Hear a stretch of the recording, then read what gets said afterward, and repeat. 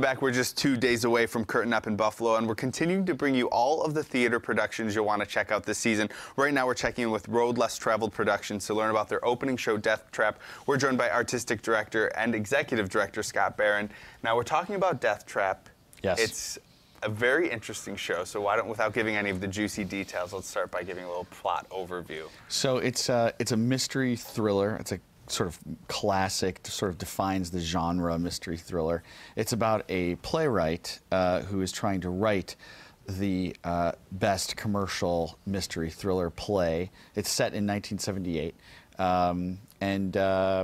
Yeah, it's filled with twists and turns. I can't give you too much of the plot because it'll spoil it for you. But it's very suspenseful. There's a little bit of action in it, and lots of twists and turns. Now, when I hear mystery thriller, for some reason my mind automatically goes to Clue. This isn't quite as campy. This is more in the sort of like sleuth or even sort of the Agatha Christie sort of vein, sort of that classic mystery thriller play.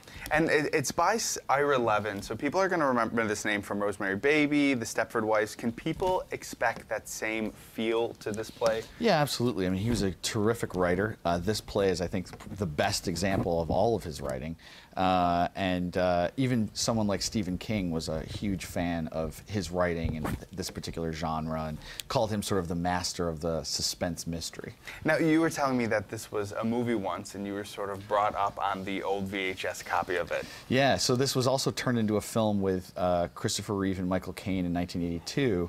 Diane Cannon was also in that cast. It was a great film, and actually that was how I first was introduced to this piece. When I was growing up, my aunt had an old VHS copy, the old green box, like Warner Brothers or whatever. Yeah. Now, when we're talking about watching a movie that is now a play in a movie theater that is now a stage theater, do you think this is kind of a very cohesive thing to experience? Sure. It's the play is filled with irony, as the play is about a play that they're writing called Death Trap. So there's a lot of sort of meta plot twists to the whole thing. And where can people find tickets for this? You can go to our website, www.roadlesstraveledproductions.org, or our ticket line, 629-3069. And of course, Curtain Up is a great way to look forward to the whole season of theater. So what do you have up next? So actually, our next play is a new thing for us called The Santaland Diaries. It's David Sedaris. It's a one-man piece that's coming up in December.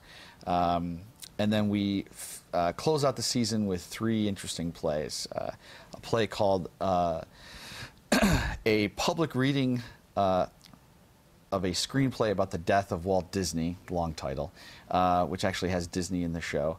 And then we're doing a play called After America, Wasteland 2015, which is a sequel to John Elston's apocalyptic play from 2012. This is now the post-apocalyptic version.